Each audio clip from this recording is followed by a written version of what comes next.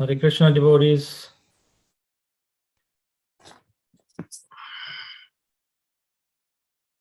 Welcome to today's Srimad Bhagavatam class. Can you hear me? Anyone say yes? Okay, good. Yes. Thank you. Thanks, Agari.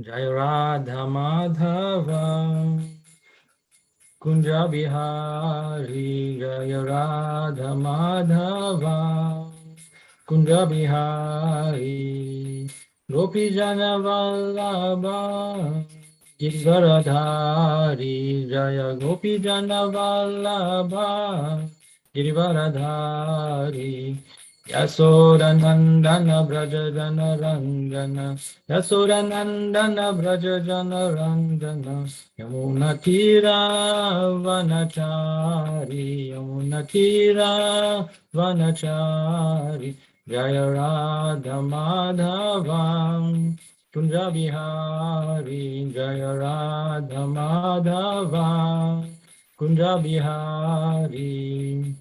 Hare Krishna, Hare Krishna, Krishna Krishna Hare Hare, Hare Rama, Rama Rama Hare Hare. Hare Krishna, Hare Krishna, Krishna Krishna Hare Hare, Hare Rama, Rama Rama Hare Hare. Hare Krishna, Hare Krishna, Krishna Krishna Hare Hare, Hare Rama, Rama Rama Hare Hare. Jaya Prabhupada, Jaya Prabhupada, Prabhupada, Srila Prabhupada, Jaya Prabhupada, Prabhupada, Prabhupada, Srila Prabhupada. Jai Srila Prabhupada ki jai. So, where are we?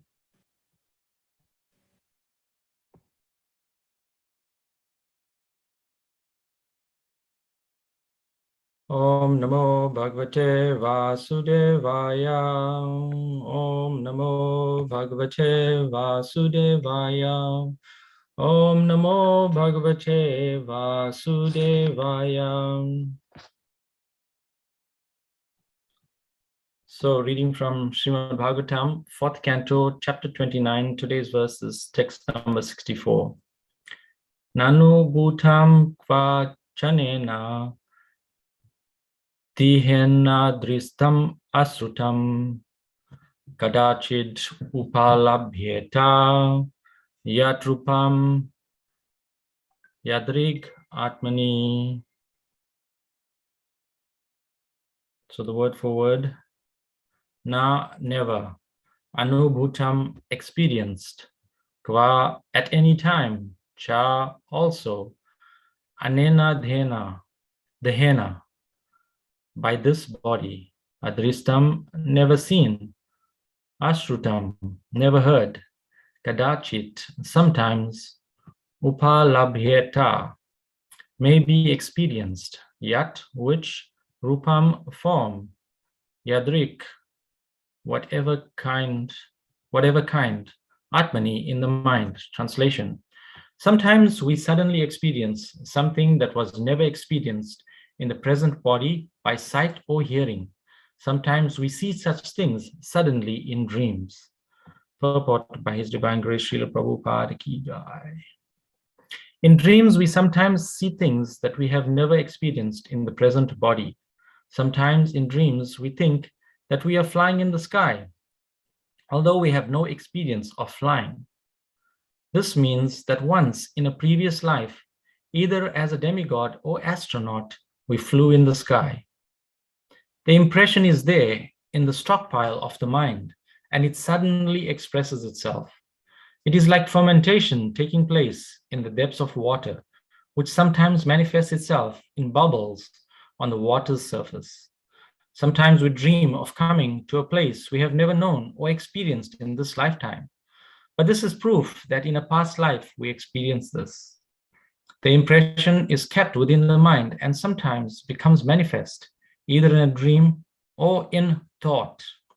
The conclusion is that the mind is the storehouse of various thoughts and experiences undergone during our past lives.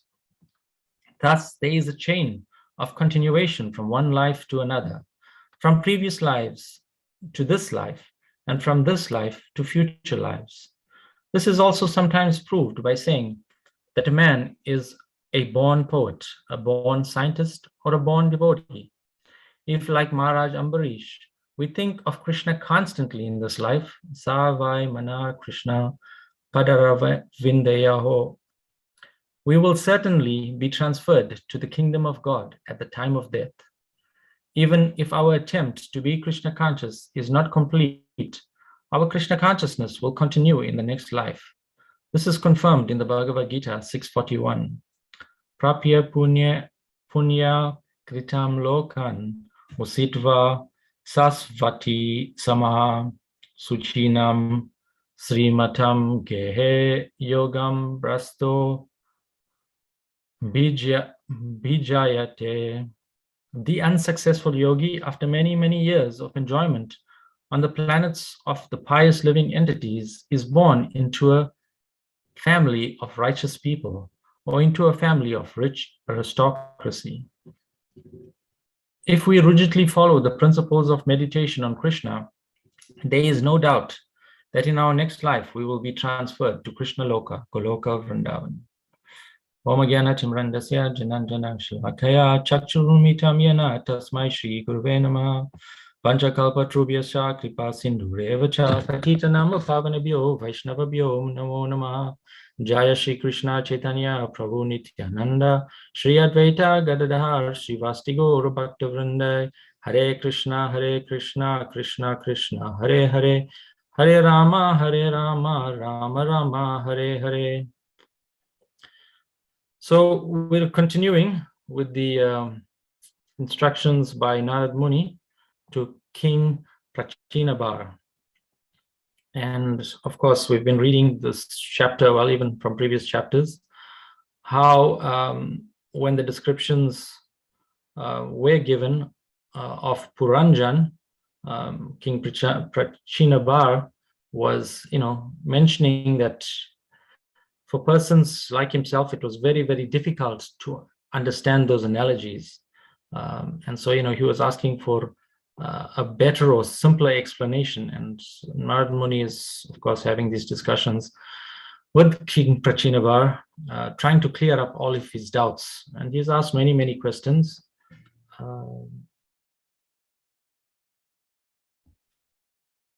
And in this text, I guess more clarity is being given about how some of our experiences that we may experience in this body, in this present body of ours, sometimes we suddenly experience something that was never experienced in the present body by sight or hearing. Sometimes we see such things suddenly in dreams. And so in the purport, Prabhupada is elaborating more on this concept of dreams. And he's explaining how our mind is the storehouse of so many impressions from so many previous lives. And one analogy or example Prabhupada is giving is of the process of fermentation. So we know that this process of fermentation is a chemical reaction, so to speak, where bacteria will be able to break down. So when there is fermentation, so let me just find that. It is like fermentation taking place in the depths of water, which sometimes manifests itself as bubbles on the water's surface.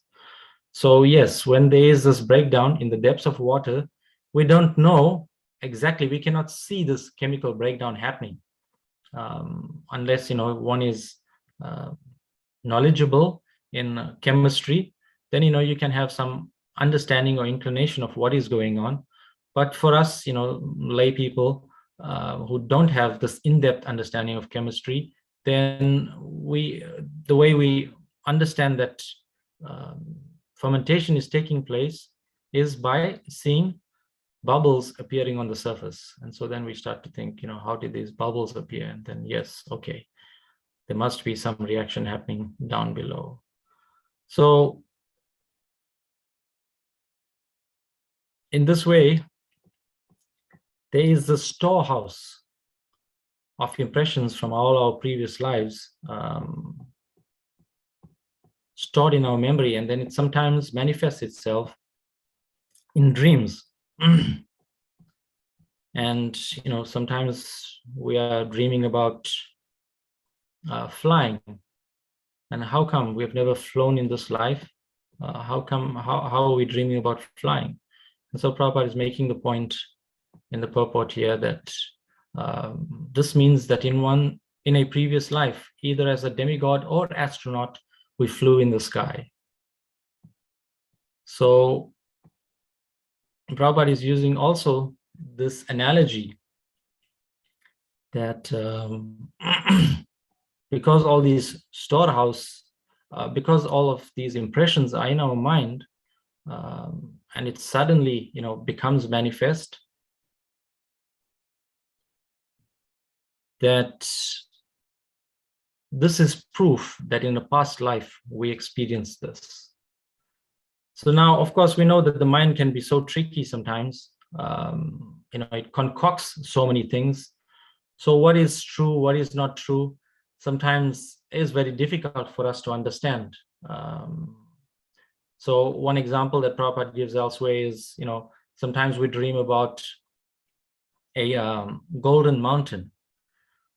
So maybe there is a chance that we may have not, seen a golden mountain, but then what the mind does is we may have experienced a mountain, and we may have experienced gold separately.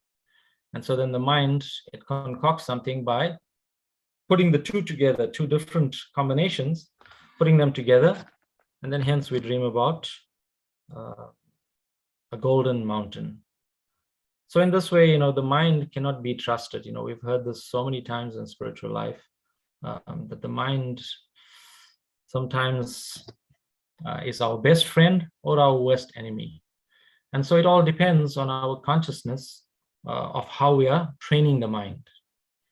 And so if we are taking more advantage of hearing and chanting, in this way, these impressions will go deep into our consciousness. And so, we'll constantly be able to remember these kinds of thoughts. Whereas, of course, if we completely engrossed in material activities, fruitive activities, material life, then in this way, these are the things that we will remember. So in terms of dreams, I wanted to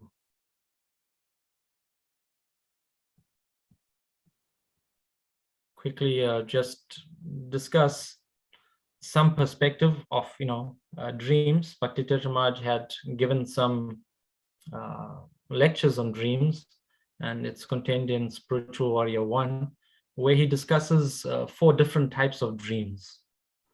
And let's just quickly go through those 4 different types of dreams. The first is dreams that occur as a result of physiological stimulation. So although your physical body is asleep, your senses are still active, therefore allowing sensory stimulation to influence your mind. So for example, an example of this is, during the day or something, we may hear a train whistle, going past the train, and the train has a whistle. So, just to prevent people coming in front sometimes when they're passing a road. So we may hear this train whistling. But then when we're dreaming, instead of the train whistling, we may dream of a fire engine, blaring siren, going for an emergency. So in this way, things get translated in our mind like that. The second type of dream is thoughts that are dormant in our subconscious. Whatever you think about becomes impressed in your mind. You are not conscious of these thoughts in the waking stage. However, in the dream state, these thoughts express themselves. The mind is still active in the sleep state, so these thoughts have an outlet for free expression. Dreams can sometimes give you a clue to what you're preoccupied with. So sometimes we may have experience of this, where we're, concerned about an exam or preoccupied about something. And of course, when we're dreaming, then this preoccupation comes out because our thoughts have an outlet for free expression. The third type of dream concerns the predominating thoughts you have when you are awake. For example, if you are impoverished and constantly hungry, most of your dreams will be about food and finding food.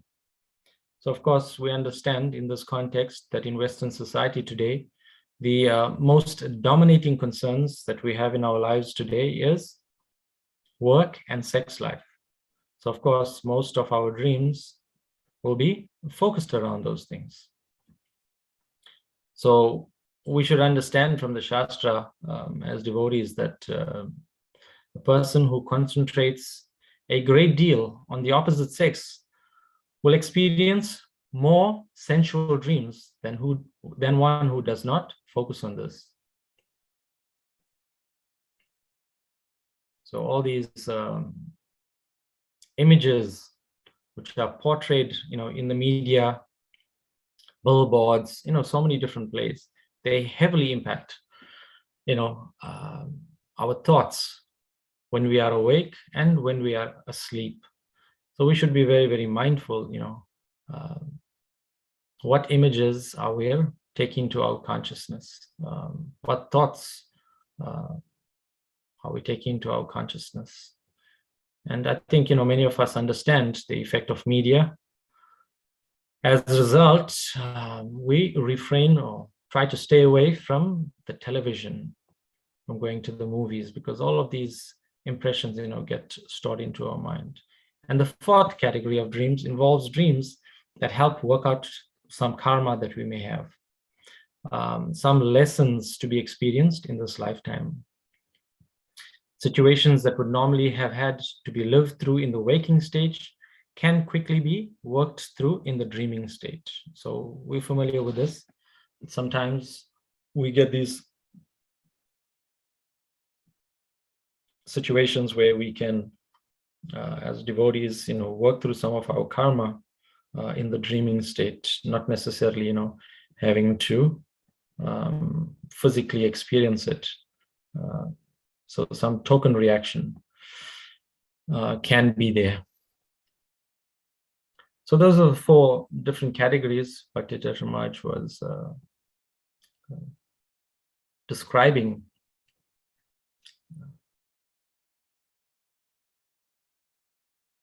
In Spiritual Warrior 1.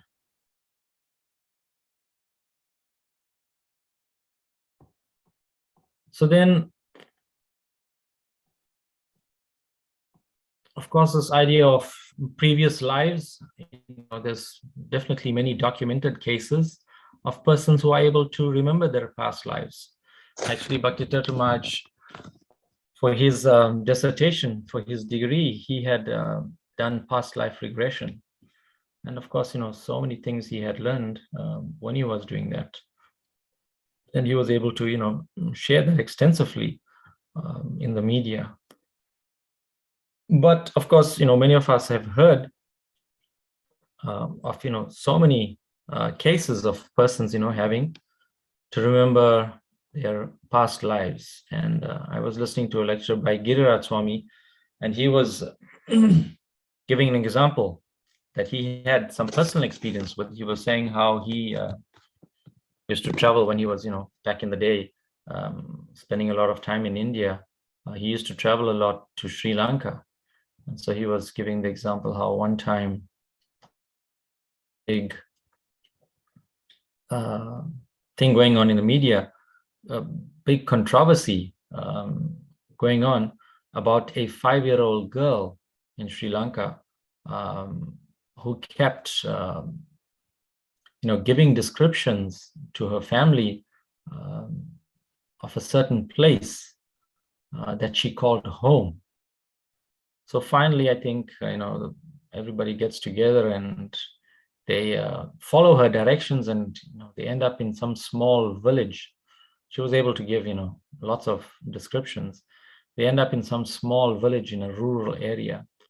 And she was able to describe the exact house that she lived in. And when she got to the house, when they took her to the house that she had described, she was able to describe everything in each room. And she wanted to go to her own room, which of course she described, prior to going there. So it turns out that room that she called her own belonged to a young girl that had died 5 years prior. When they asked the owners of that house, they were saying that they had a child, who was 5 years old and had died. So of course, the big controversy in this case was that this young girl, who was 5 years old, she was saying that she wants to live with her previous parents, so-called previous parents. And so, of course, naturally, her current parents, who had given birth to her, were very upset about it. And, of course, this girl was adamant that she wanted to stay with her old parents. And so, of course, the legal system had to decide. And of course, it wasn't very, very easy for them to decide whether, she could stay with her, needs to stay with her current parents or stay with her former parents. So a very, very complicated case. Yeah, unfortunately, Maharaj never gave the conclusion, whatever the courts had decided, but I guess it was a very, very complicated case. Then another example is, some of you may be familiar, it's Mozart. When he was 7 years old, he was hearing whole symphonies in his mind, and he was able to write down the notes, not just for one instrument, but for the entire orchestra, which is a major undertaking. People spend lots and lots of time, writing down notes. For those of you that are musicians, Ajmer Prabhu, just takes a long time to write down notes. So, how is it possible that Mozart was able to do something like this? Other examples, Srila Prabhupada said that John Lennon, he was also a musician in Calcutta in his previous life. And therefore, he was so attracted to Vedic culture. Then another example Maharaj gave was very interesting. I hadn't heard it before. Giriraj Maharaj, he had given the example of the dentist in England who used to use hypnosis. I don't know if Sri Goloka has heard this before. Nevertheless, Maharaj gave this example of a dentist that used to practice, and instead of using anesthesia, sometimes he used to use hypnosis. And he started finding that, people were in all different states. And so gradually he learned about past life regression. And then, of course, he was friends with the devotees. So, he started to do past life regression, and devotees were coming forward. And so one of the devotees he had done it for was Indrajumna Maharaj. When he did this, it comes out that Indrajumna Swami was born in India. He was a sadhu. He was wandering from one place to another, holy places. He would chant and read Bhagavad Gita. And when this was done, he also described his last moments, that he was holding a copy of the Bhagavad Gita on the banks of the river when he left his body.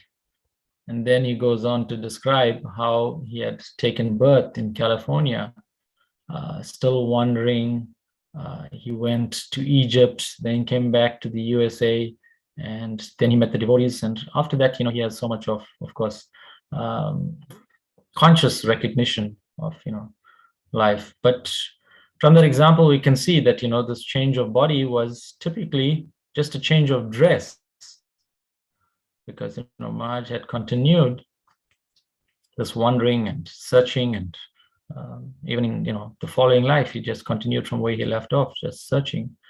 So of course he was, very fortunate in many ways, chanting with the Bhagavad Gita, reading like that.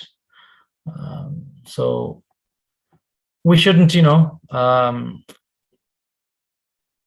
one sense, take advantage of situations like that and think that, we can cheat the system, that I'll do all sorts of nonsense in this life, and then gradually at the time of death, I will take up the Bhagavad Gita and chanting, and in this way, be able to perfect my life. So this cheating system, unfortunately, won't work. And of course, the main reason is we don't know when death is coming. Death can come at any moment. It's not necessarily that when we are old and gray and so many things, so many conceptions that the mind may present for us. So we see in the case of King Prachinabar, we've been reading in previous verses how he was admitting that, he was trained in terms of fruitive mentality, and he was just engaged in fruitive activities, doing so many yagyas, sacrifices for so many different benefits. And then now that he is hearing from Narad Muni, he is seeing, and he explains in previous verses that just see how even saintly people, meaning his teachers, that taught him everything that he knew in life, can even be so bewildered about what is matter, what is spirit, and what is the goal of life. So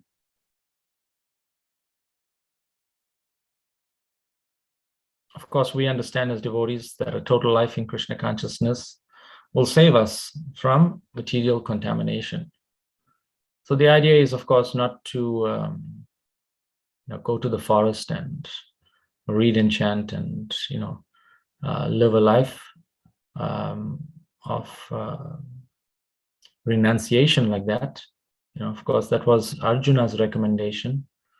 When this time came, when they had lost the kingdom, and then Arjuna had accepted. He said, he was explaining to Krishna that we don't need a big kingdom, we don't need a kingdom. He was very happy to go to the forest and live a life of renunciation. But of course, Krishna had defeated all these nice arguments that Arjuna was presenting, that you are a Kshatriya and you have to do your duty. This is the most important thing. And in this way, Krishna had requested him to fight, not for his own sense gratification.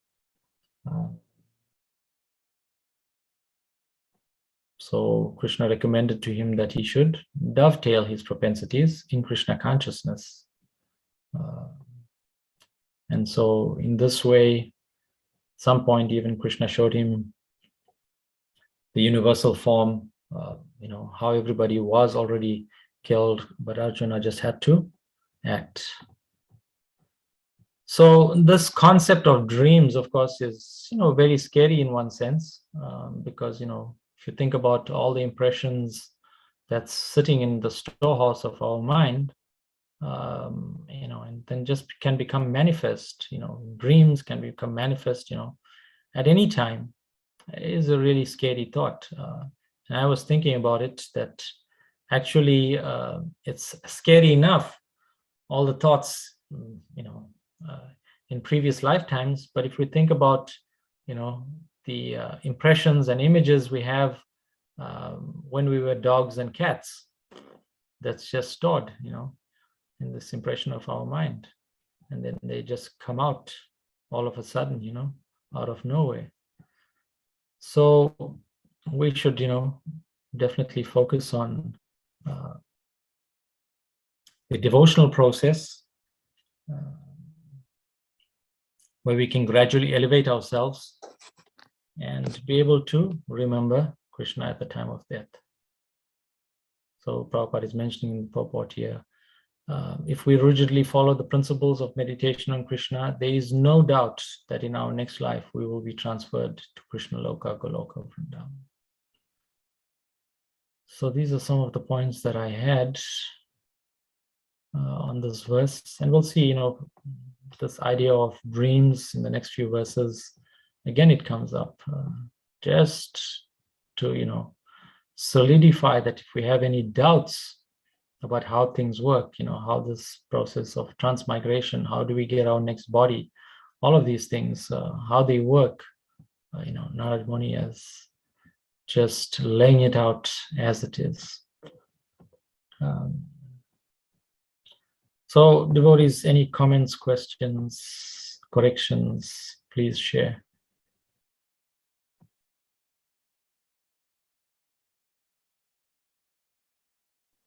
Yes, please, Shri Goloka Prabhu. Prabhu, we hear, there's a lot of interest. Devotees especially have a lot of interest in dreams, astrology, how the mind works. How important is it that we understand where we are? I recall a lecture by Shriram Swami where he mentions that a devotee should understand what mode he's in, or he or she is in, because that's the nature you have to work with. So how important is it to understand past lives, this life, what modes we're in, and then work from there? Thank you. Yes, it is in one sense important. We don't want to just completely live in oblivion. But it's important in so far as how it can help us advance in Krishna consciousness. So in that case, it can be important. We see that Srila Prabhupada never made so much of a fuss about doing astrological readings, for example. I forget the reference, but somewhere he mentions that astrology is, nice. Of course, finding a good astrologer these days is so difficult. But at the same time, he made the point that astrology can be helpful. And he gave the analogy of rain, that, if it is going to rain tomorrow, it'll be nice to be prepared with an umbrella. So he said, for astrology, sometimes it can be helpful that we can be a little bit more prepared, but, we shouldn't put, everything on astrology that, I have to find out, I have to know, what is my nature. My understanding is that, as we practice devotional service, sadhana bhakti, as we practice, when we are ready, I guess, these things will be revealed. So for the serious sadhakas, as much as we are serious about spiritual life, as much as we're serious about, going home back to Godhead, things will gradually be revealed, by the spiritual master, in the association of devotees. So yes, definitely, it will be nice if we knew what our nature is, what our duty is specifically, but who's going to tell us, and when, and are we ready to hear also? So many factors are there. So my understanding is, let's just practice devotional service, engage, in this process of bhakti, and gradually, for those of us that are taking it up seriously, and I guess even, those devotees that are not so serious, or may not be so serious, gradually things will be revealed in time. That's just my understanding, Prabhu. Somebody has a better answer. Thank you, Prabhu.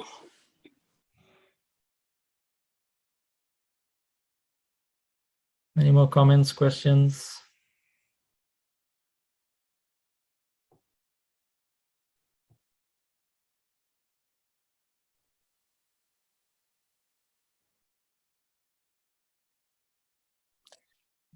Hi, Krishna. Radhika wants to say something. Jai, please. Nice class. Oh, thank you.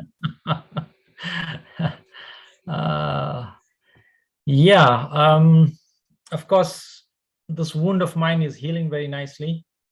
But, of course, when it happened, it was, such a traumatic experience. I never thought I could tolerate such pain.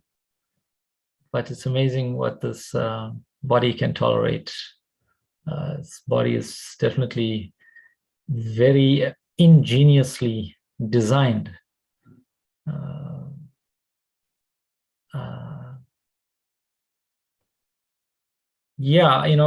When it happened, it was 5 a.m. in the morning. I was getting ready to go into the altar to dress. And of course, this accident was there where this hot water fell on my leg.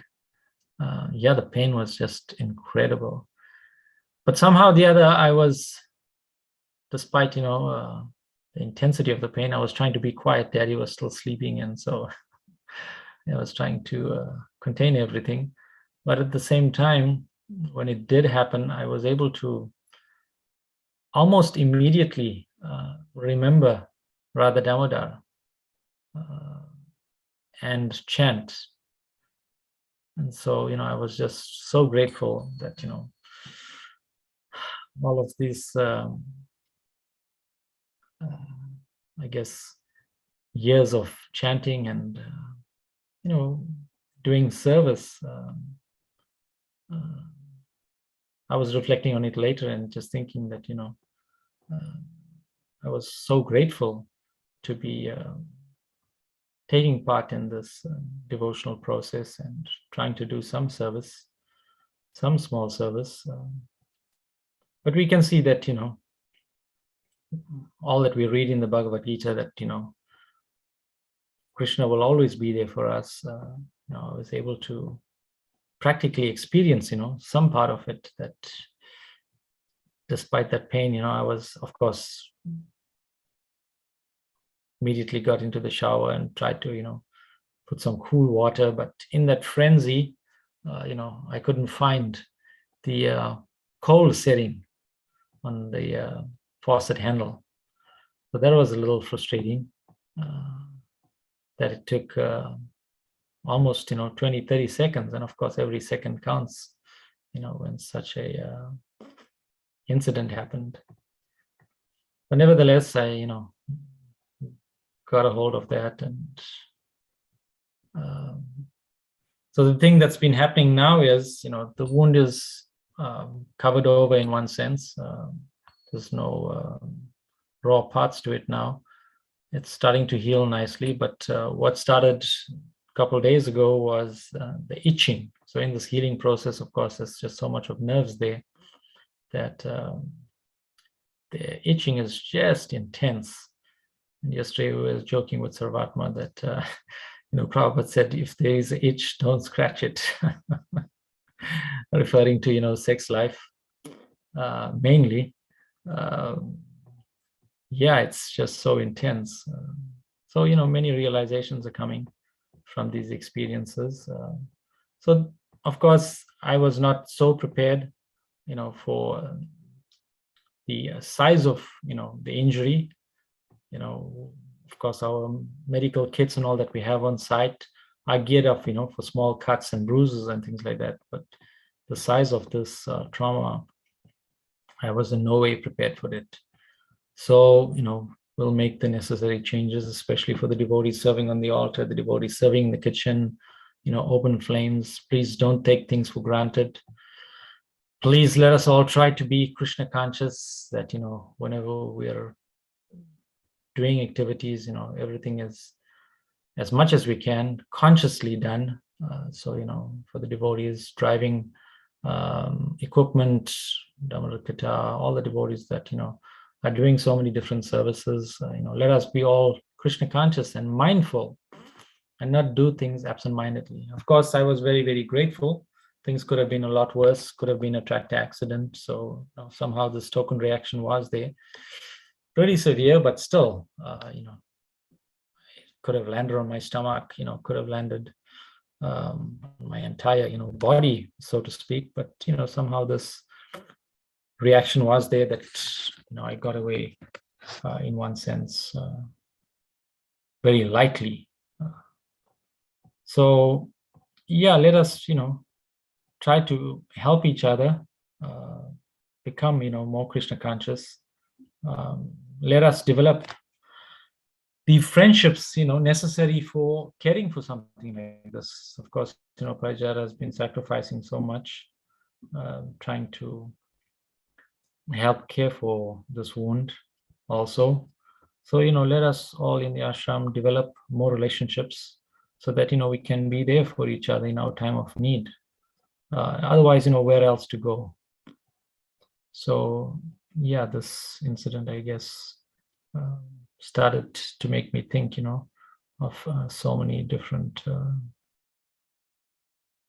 aspects of our spiritual life, and are we balanced in our spiritual life? Okay, some realizations on my injury.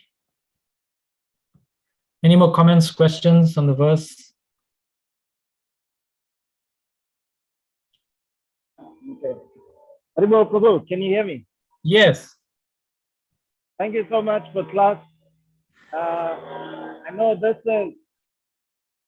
is, you have to put in a lot of effort to prepare, and it shows in your preparation, because things have to be nicely arranged. So thank you so much for putting in that effort, and also for making the sacrifice. So my question relates to the nature of dreams in influencing our attraction and aversion for the material energy.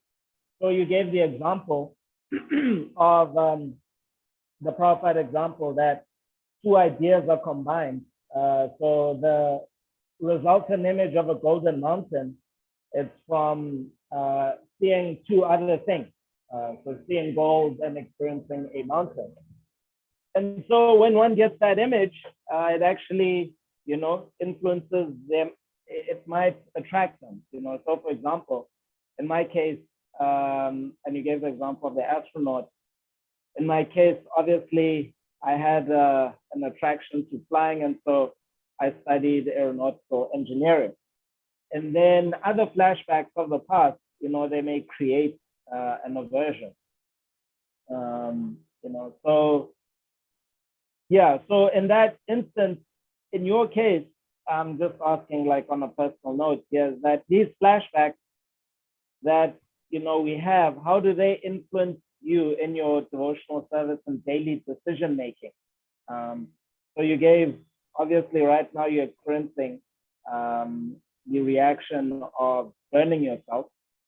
And so in terms of, if you do decide to continue with that activity that you were doing prior to burning yourself, you'll do it a certain way.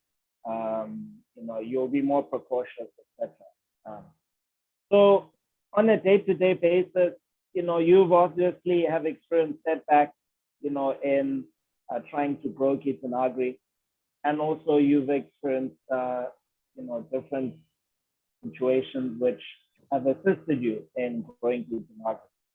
And so in the case of, your service of managing Kirtanagri, to what extent does knowledge of Kirtanagri's past influence your current decision making, and also some of the setbacks that you've experienced?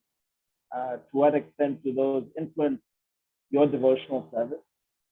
And then for, I guess, as a, rank and file practitioner, my question, relates to that.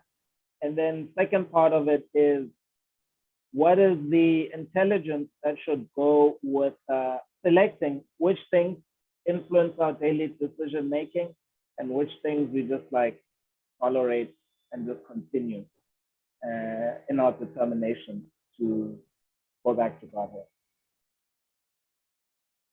Wow, many facets to your question. Thanks to Agari Krishna Prabhu. He's always eager to hear. Thank you for all that you do at Gitanagari. We are very, very grateful. Coming all this way from South Africa and trying to help develop Gitanagari. Yeah, interesting question. Yeah, I think I try my best not to get too mental about the past and past activities. I think that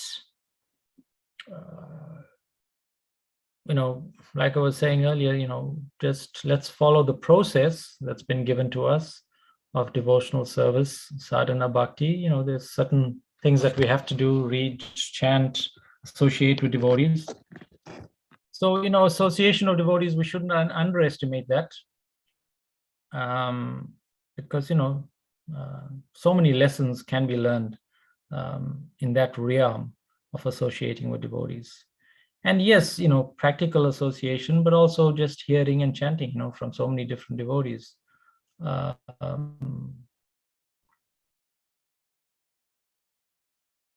Yeah, like I was saying, I try not to get too mental, about different things that may have transpired from time to time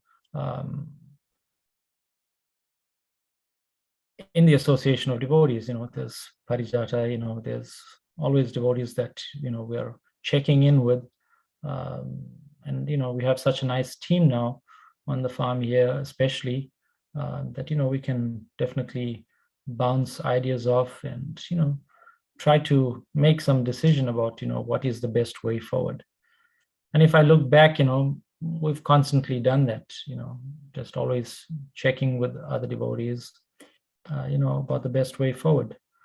Sometimes we're chartering new territory. Sometimes there's lessons to be learned from the past, like this idea of having a timeshare at Gitanagari. At one point I was considering it very, very seriously about having a timeshare, but then actually Guru Maharaj, it was he directed me to check what was the experience at New Vrindavan, because back in the day they also had a timeshare scheme where they were offering devotees accommodation on that basis, and of course it didn't work so well over there. So I haven't written it off, but definitely took that information to heart in planning for Gitanagari. So yeah, I think the point maybe just it's such a broad subject matter. I don't think there's one single answer. I think like you were saying, aeronautical engineering is there. Still, I think in terms of developing Gitanagari, of course, Srila Prabhupada gave us so much of direction in terms of what to do and what to focus on.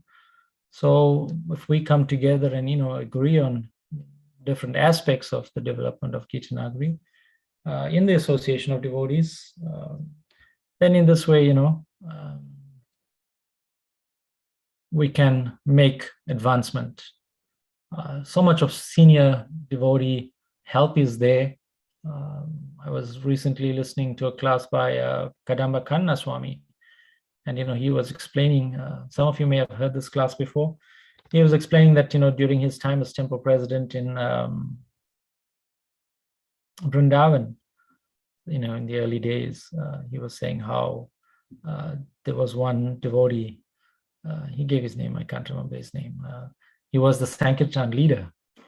And so at that time, there was, so much of book distribution going on. So, there was almost like a big warehouse they had, and, all the BBT books were stored there for book distribution. And so all the book distributors, they used to go out in different vehicles, different locations, And so they used to, meet daily and have, their own inspirational class. And so Maharaj was explaining how they had, the Vyasa-san was kind of like in the form of a bus seat. So of course, buses were also going out in India, so many different places. So, just as an inspiration for the book distributors, there was this bus kind of like seat arrangement. I didn't give too much of description, but so, this devotee used to sit, in the bus seat, and he used to, give class like that, just as an inspiration to everybody else. And so this devotee, was a top book distributor also, and, liked that so much. So Maharaj was saying how the cook, they had an elderly cook at that time, and, his health was, not the best, and, it was slowly deteriorating. And so, they were thinking, who's going to cook? So at some point, Maharaj goes to this devotee and, asks him to help out. And so, yeah, the devotee was, okay, I don't mind, I'll help out. And so he was, sharing a little bit of the load of cooking. And so then, when this, the main cook's health, really started to fail, then, it was time. Maharaj needed, someone to head up the kitchen and, take that head cook responsibility. And so at that time, Maharaj said, there wasn't many, on the list. And so Maharaj approached this devotee one day and told him, okay, it's now time, for you to take up the service of being the head cook. And, and so the devotee said, oh, yeah, sure. And so, Maharaj was relating, that he could see that, this devotee was not attached to book distribution. He wasn't attached to that service, this service, he was attached to Krishna. He was ready, to serve where the need was. So, we're not saying that, everybody must be like that, but, it's a nice mood that this devotee was, so, yeah, like I was saying, it's, not clear-cut, straightforward. Sometimes, of course, we all want to be engaged according to our propensity. This is the best engagement Prabhupada, said. That if we're all nicely engaged, then we can, peacefully practice Krishna consciousness and advance very, very nicely. So, of course, it takes expert managers, which there is very few on the planet, very, very few, probably a handful on the planet at this stage, who can engage, devotees very, very nicely according to their propensities. But, we see practically it is a challenge. And, of course, everybody is questioning what is my nature and how do you know what my nature is? And, whilst this goes on, time is going. So I would say, in my estimation, that, if we just focus on the process of Krishna consciousness, that Prabhupada gave us the program, like this morning program, hearing Bhagavatam class every morning, is one of the facets. Then in this way, we'll gradually make advancement, make progress in spiritual life. And, whatever is to be revealed, if we're serious sadhakas, serious about spiritual life, our natures will be revealed to us, somehow or the other. So there's, so many guarantees given to us in the Bhagavad Gita that, Krishna says he carries what we lack. Of course, we have to be serious about our spiritual life. And in this way, it's not that, I think oftentimes it's challenged. Does he know everything? Does he know what color shirt am I going to wear today? What sort of skill does he know? When we say, the spiritual master knows. But, we understand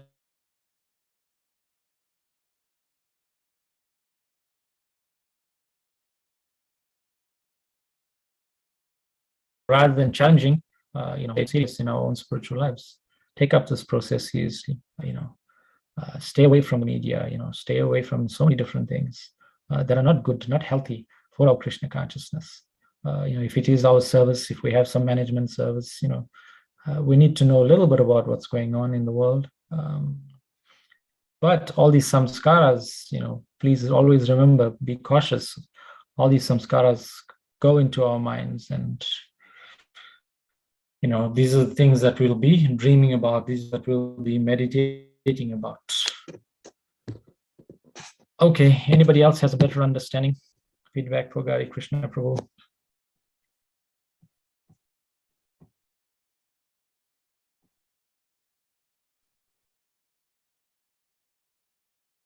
Any more comments, questions, devotees?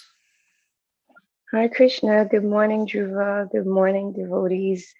Wow, what a treat to be in your class this morning. Really, it was really, really refreshing and enlivening. And what it made me think of when you were speaking of the little girl who knew her past life completely, that, we still have to start where we stand. She had to start where she was. And so no matter how much there was a song way back in the 70s, I think, or the 80s by Stevie Wonder. And one of the lines was that sometimes this life and all its trouble makes you wish you were born in another time and place. But you can bet your life times this and twice it's double that God knew exactly where he wanted you to be placed. Right. And so I think that our feet are exactly where they're supposed to be. And it is good to have past experience, even if you have a job or a profession. You go to a new job, you bring the information from the job before, but there are new procedures and protocols and policies, and you have to adhere to those. So right. I think it's just a good thing to have balance. And that's what I heard in your class, was to be balanced. And to do that, we stay in Krishna consciousness, and then Paramatma can direct our path and our steps and our thoughts. And then I think that blend works into a successful life. So thank you so much. Thank you. I will. Thank you so much. Thank you so much, Uncle Dhruva. I really appreciate getting to hear from you. Also a treat, just like Mother Kishori said. And thank you for doing it even while you're still recovering, and for all keeping you in prayer. And it was really a treat to also hear your realizations. So thank you so much for sharing so much with us today. Thank you all for tolerating me. And yes, thank you for sharing your realizations also. Okay. Hare Krishna. Yes. Thank you so much. Just want to say it's so good to see you actually on here speaking, that you're well enough and focused enough to be able to give class. So, but I ask that you keep resting as much as you need to. Knowing you'll cut that short in half somehow and still get out there. You may have already been out there, I don't know. But yeah, it's great to see you. Dhruva, Hare Krishna. So nice to see your face.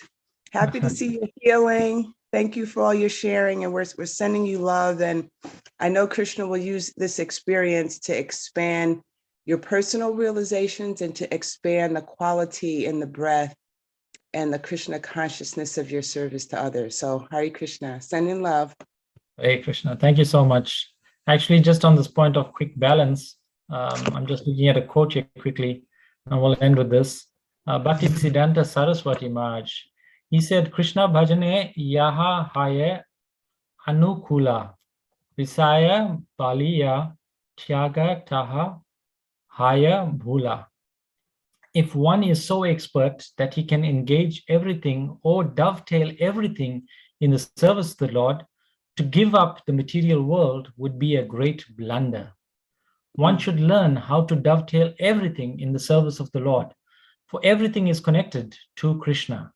That is the real purpose of life and secret of success. Okay, thank you. Srila Prabhupada ki jai. Jai. Jai. You are.